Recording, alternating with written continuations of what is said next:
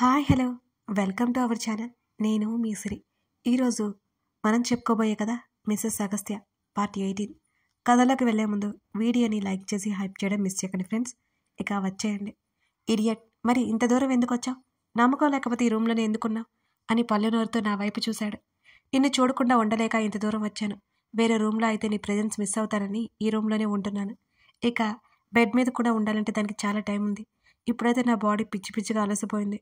నేనైతే బజ్జుంటున్నా అంటూ ముఖానికి ముసుగేసుకున్నాను.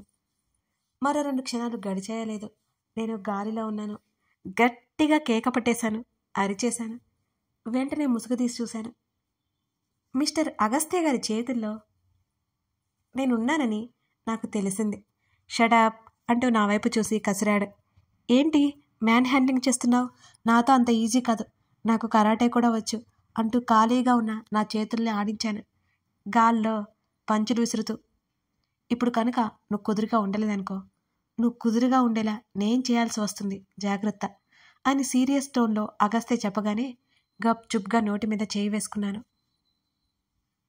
తన మీసల చట్న దొంగలా తొంగి చూస్తుంది చిరునవ్వు. నన్ను బెడ్ మీద నుంచి దించి కుదురుగా పడుకో, పిచ్చి పిచ్చిగా కలలకని విసిగించావనుకో, ఆ కలలలో జరిగేది నేను నిజం చేయాల్సి వస్తుంది, జాగ్రత్త, నీకేం అభ్యంతరం లేకపోతే నాకేం ప్రాబ్లం లేదు అంటూ నా పక్కన చేరాడు మిస్టర్ అగస్త్య. తిట్టేది ఊరికే కాదు నిన్ను, ఎప్పుడు చూడు నన్ను భయపెడుతూనే ఉంటాడు, పొగరు అని గుర్రుగా చూశాను. అంత నచ్చానా? కనీసం రెప్పైన కొట్టట్లేదు అంటూ నా వైపు చూసి కళ్ళు ఎగరేశాడు. వెంటనే దుప్పటి ముసుగులో దూరిపోయాను. తన నవ్వు సన్నగా వినిపించింది నాకు, అచ్చం వర్షపు చిరుజల్లులా. నేను సన్నగా నవ్వుకుంటూ కళ్ళు మూసుకున్నాను. టాబ్లెట్స్ వేసుకోవడం వల్ల బాడీ పెయిన్స్ తగ్గి బాగా నిద్ర పట్టేసింది నాకు. ఎంతో హాయిగా నిద్రపోయాను ఆ రోజు రాత్రి. ఎన్నో రోజుల తర్వాత ఉదయాన్నే మెలకువ వచ్చింది నాకు అనుకుంటున్నారా? అబ్బే అస్సలు లేదు. ఎన్నో టెన్షన్స్ తీరిపోయినంత ప్రశాంతంగా నిద్రపోయాను నేను. ఎప్పుడో మెలకువ వచ్చింది నాకు. ఎంతో బద్ధకంగా అనిపిస్తుంటే మెల్లిగా కళ్ళు తెరిచి లేచి కూర్చున్నాను. మిస్టర్ అగస్త్య కోసం ఆ గది అంతా వెతికినా కనపడలేదు. రావణ్, వేర్ ఆర్ యూ అని అరుస్తూ బెడ్ దిగాను. చడీ చప్పులు లేదు తన నుంచి. ఒకవేళ నేను ప్యారిస్ వచ్చినట్టు కలగంటున్నానా? కలగంటే ఇక్కడ ఎందుకున్నట్టు? నిజంగానే నేను ప్యారిస్ వచ్చాను కదా. మెల్లిగా బెడ్ దిగి నా బ్యాగ్ ఎక్కడ పడేసానో వెతుక్కుని అందులో డ్రెస్ తీసుకొని స్నానానికి వెళ్ళిపోయాను. ఫ్రెష్ అయ్యి బయటకొచ్చాను. హాల్లో కూడా అగస్త్య కనపడలేదు. ఒకవేళ ఇంట్లో నన్ను వదిలేసి వెళ్ళిపోయాడా ఏంటి? అసలే నాకు ఆకలిస్తోంది చాలా, వంటలు కూడా అంతంత మాత్రమే వచ్చు నాకు అనుకుని కిచెన్లోకి వెళ్ళాను. అగస్త్య నన్ను ఎప్పటికీ వదలడు అనే ధీమాతో కిచెన్లో ఉన్నాడు తను. నేను నోరు చించుకొని పిలుస్తుంటే పలక్కుండా ఎక్కడేం చేస్తున్నాడు? తన్ని వెనక నుంచి హత్తుకున్నాను. ఇప్పటి వరకు నాతో ఆడుకున్నాడు, ఇప్పటి నుంచి నాటనేది. చికెన్ ముక్కని నోటి వరకు తీసుకెళ్లి వెనక్కి లాక్కుని నోట్లో వేసుకుంటే ఎలా ఉంటుందో చూపిస్తా. ఈ పోలిక పర్లేదు కదా? పర్లేదులే, గుడ్ మార్నింగ్ అన్నాను దూరం జరుగుతూ. తనకు చుట్టుకునే ముందు ఉన్న నా 2 చేతులని పట్టి తన దగ్గరికి లాక్కున్నాడు. మళ్ళీ అతుక్కుపోయాను తనకి నేను. పిలుస్తూనే వినిపించడం లేదా నీకు? ఈ కొంపలో నన్ను వదిలేసి వెళ్ళిపోయావు ఏమో అనుకున్నాను అని అన్నాను నేను. నిన్ను వదిలేయడమే, అయినా నేను వదిలించుకున్నా నువ్వు వదలవు కదా అని అన్నాడు. అబ్బో అని మూతి తిప్పేశాను నేను. ఇంతకీ ఏం చేస్తున్నా? పిల్లి ఎలుక కొట్టుకుంటున్నాయి నా కడుపులో, అయినా నాకెందుకు ఇంత ఆకలిస్తుందో అర్థం కావడం లేదు అన్నాను నేను. అలా అన్నానో లేదో తన చేతిలో వదిలేసినట్టు శబ్దం వచ్చింది. వెంటనే నా వైపుకు తిరిగి గట్టిగా హత్తుకున్నాడు నన్ను. ఏమైందో తెలియలేదు నాకు. హలో మిస్టర్, ఊపిరాడట్లేదు నాకు అని మెల్లిగా పలికాను. మెల్లిగా నా నుంచి కొంచెం దూరం జరిగి నా నుదుటి మీద తను ముద్దు పెట్టుకున్నాడు. ఏంటో ఈ సడన్ సర్ప్రైజ్లు, ఆ అప్రయత్నపు ముద్దుల వెనుక ఆంతర్యం ఏమిటో అర్థం కాలేదు నా చిట్టి బుర్రకి. ఏమైంది అని అడిగాను దిగులుగా ఉన్న తన ముఖంలోకి చూస్తూ. టిఫిన్ పూర్తయింది, తిందాం పదా అంటూ ఒక చేత్తో ప్లేట్స్ పట్టుకుని నాతో పాటు డైనింగ్ టేబుల్ దగ్గరికి వచ్చాడు. బ్రెడ్ ఆమ్లెట్ వేసి నా ముందు పెట్టాడు. చేతులు రబ్ చేసుకుని ఏదో యుద్ధానికి వెళ్తున్నట్టు బ్రెడ్ ఆమ్లెట్ని ఓ పట్టు పట్టాను.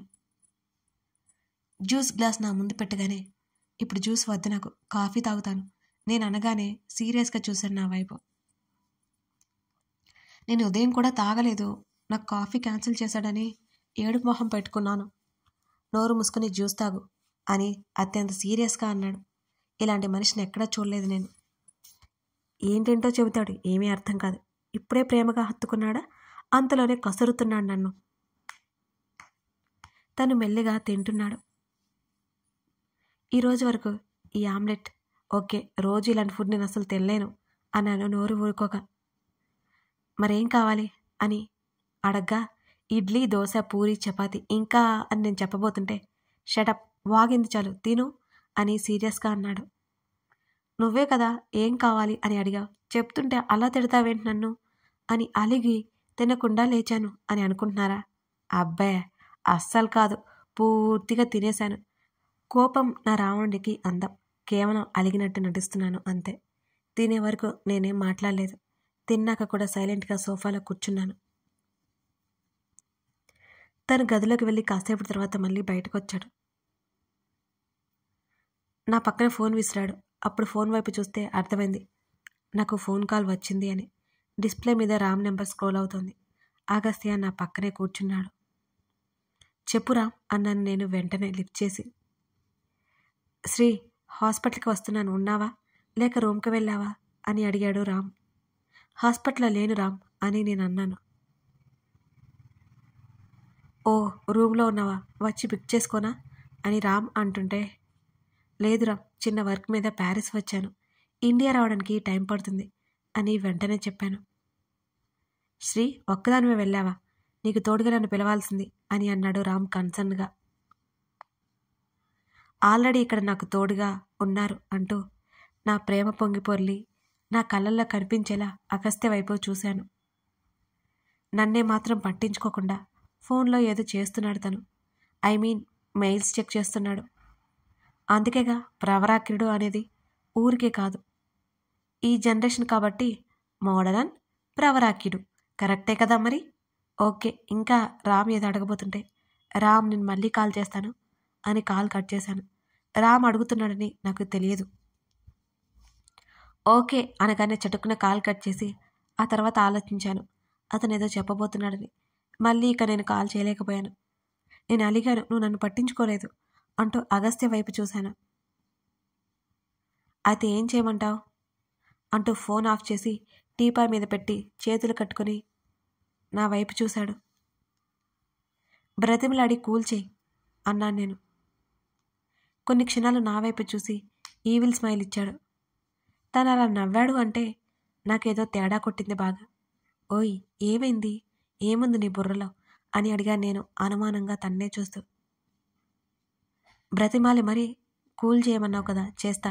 రొటీన్గా బ్రతిమాలితే ఏం బాగుంటుంది, అందుకే కొత్తగా ట్రై చేద్దాం అనుకుంటున్నా అని అంటూ సోఫాలో కాస్త దగ్గరగా జరిగాడు నాకు. నో నో నో, నీ కన్నింగ్ స్మెల్ చూస్తేనే నాకు అర్థమవుతుంది నీ బుర్రలో ఏదో కన్నింగ్ థాట్స్ ఉన్నాయని. నన్నేం కూల్ చేయొద్దులే అని అన్నాను అప్పటి వరకు చేసిన ఓవర్ యాక్షన్ తగ్గించుకుంటూ. అస్సలు కుదరదు, నేను ఫిక్స్ అయిపోయాను నిన్ను కూల్ చేయాలి అని, తప్పదు నీకు అన్నాడు అదే ఈవిల్ లుక్స్ ఇస్తూ. అక్కడి నుండి పారిపోవడానికి అన్నట్టు చటుక్కున లేచాను నేను. తీరా చూస్తే తన ఒడిలో ఉన్నాను. రావణ్ అని మెల్లిగా పిలిచాను. నేను పిలిచింది సరిగ్గా వినిపించిందో లేదో కానీ, ఏంటి అంటున్నావు అంటూ నా భుజం మీద తన చుబుకం ఆనించాడు. ప్లీజ్ అన్నాను గుండెల్లో దడపుడుతుంటే నాకు. తన చేతులు నా నడుముని చుట్టేశాయమని. ఏంటో అంటున్నావు అని మళ్ళీ అడిగాడు. ఈసారి తన శరీరం నా శరీరాన్ని మరింత గాఢంగా హత్తుకుపోయింది. నిన్ను పిలుస్తున్నాను అని మెల్లిగా గొనిగాను. రారా అని ఏదో అన్నావు, మర్యాదగా చెప్తావా లేదా అని మరోసారి అన్నాడు. ఏం లేదు అన్నాను కదా సార్ అన్నాను. మీరు రా అని మీకు వినిపించి ఉండొచ్చు అని తడబడుతూ చెప్పాను. రావనంటే నన్ను ఖచ్చితంగా చంపేస్తాడు. అవసరమా ఇవన్నీ నాకు? సౌండ్ డిఫరెంట్గా వచ్చింది బేబీ, నువ్వు చెప్పట్లేదు కదా, సరే అంటూ నా తల పక్కకు వంచి నా మెడ మీద ముద్దు పెట్టుకున్నాడు. శరీరం జల్లుమంది. భయంతో పోయేలా ఉన్నాను నేను తన పనులకి. హే, ఎందుకంత భయపడుతున్నావు? విచిత్రంగా చూశాడు నన్ను. ము అని నేను అంటుంటే, ఏంటో సరిగ్గా చెప్పు, అర్థం కాలేదన్నాడు నా నడుం మీద నుండి చేతులు తీసేస్తూ. మూ పే అని మళ్ళీ అన్నాను. నన్ను తన మీద నుండి లేపి సోఫాలో కూర్చోబెట్టాడు మెల్లిగా. ఏమైంది అని అంటూ నా చేతిని సున్నితంగా తన చేతుల్లోకి తీసుకుని అడిగాడు అగస్త్య. ముద్దు పెట్టావు అందుకే అని తడబడుతూ దిగమక్కగా చెప్పాను, తల కాస్త కిందకి దించేసి. మరి నేను ఏదో వీరనారిలా ముద్దు పెట్టుకున్నావు అని అడిగాడు నా చుపుకం కింద చేయి పెట్టి తల పైకెత్తుతూ. అంటే అప్పుడు నువ్వు నేను ఇంత దగ్గరగా లేవు కదా అన్నాను. తల ఎత్తి చూసిన నాకు తన ఫేస్లో చిన్న నవ్వు కనిపిస్తోంది. చాలా అందంగా కనిపించాడు ఆ క్షణంలో. ఓకే బయటికి వెళ్దాం అని అన్నాడు. ఇలానా అన్నాను తన వైపు అదోలా చూస్తున్నాను. ఏమైంది, ఈ డ్రెస్ బాగానే ఉందిలే అని అన్నాడు తను. డ్రెస్ గురించి ఓకే, మరి తలకట్టు గురించి అని అడిగాను నేను అయోమయంగా. ఇప్పుడు తలకట్టు తీసి అయితే ఉండలేం కదా, ఉంటే నీకేమైంది, ఇంత పెద్ద పారిస్లో నిన్ను చూస్తే ఎవడో కూర్చోలే పదా అదోలా చూస్తూ అన్నాడు అగస్త్య. తన మాటల్లో వెటకారం అర్థమయ్యి పళ్ళు బిగించి చూశాను. నా తల మీద ఒక్కడి కొట్టాడు వెనుకగా. అబ్బా అని గట్టిగా అరిచాను, నొప్పి లేకపోయినా సరే. నిజంగా నొప్పి వేసిందనుకున్నాడు ఏమో. తగిలిందా అంటూ దగ్గరికి వచ్చి నా తల మీద ముద్దు పెట్టుకున్నాడు సున్నితంగా. ఈ ఫీలింగ్ బాగా నచ్చింది నాకు. చేసిందంతా చేసి తగిలిందా అని అడుగుతున్నావా, నేను వెళ్ళి డ్రెస్ చేంజ్ చేసుకుని వస్తాను అని గదిలోకి వెళ్ళిపోయాను అక్కడి నుంచి. కాసేపట్లో బయటికి వెళ్ళడానికి ఇద్దరం రెడీ అయిపోయాం.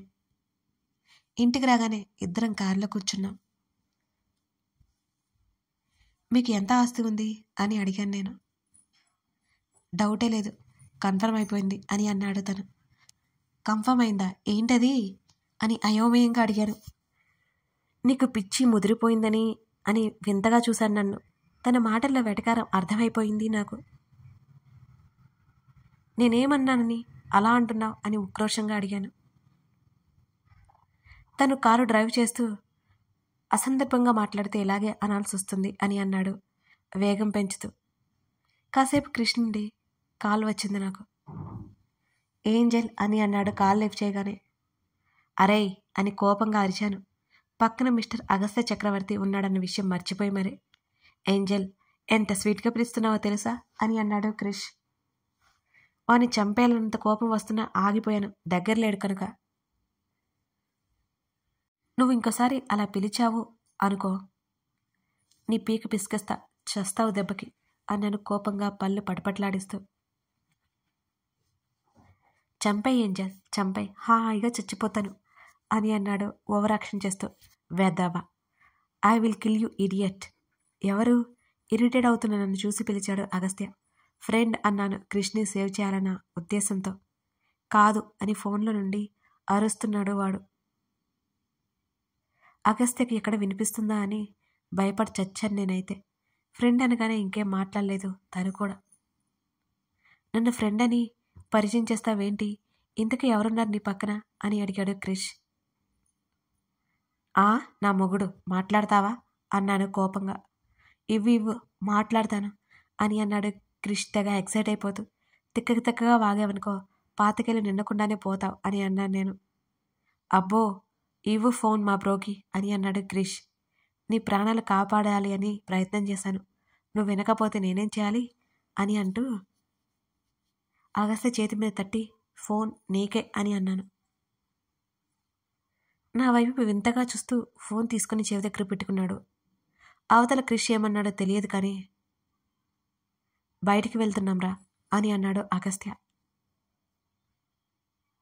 ఈసారి పెద్ద షాక్ తగిలి గిలగిలా కొట్టుకున్నంత పని చేశాను నేను. అగస్త్యకి క్రిష్ ఎలా తెలుసు అర్థం కాలేదు నాకు. బాయ్ కాల్ కట్ చేసి ఫోన్ నాకు ఇచ్చేశాడు అగస్త్య. కథ కొనసాగుతోంది. కథ నచ్చితే లైక్ చేసి కామెంట్ చేయడం మర్చిపోకండి. మీ లైక్స్, మీ కామెంట్స్ మన స్టోరీని మరికొంతమందికి వాళ్ళ ముందుకు తీసుకువెళ్ళడానికి యూజ్ అవుతాయండి. మీ ప్రతి ఒక్క లైక్ మరొకరికి మన స్టోరీ డిస్ప్లే అయ్యేలా చేస్తుంది. మిస్ చేయకండి ఫ్రెండ్స్. Thank you.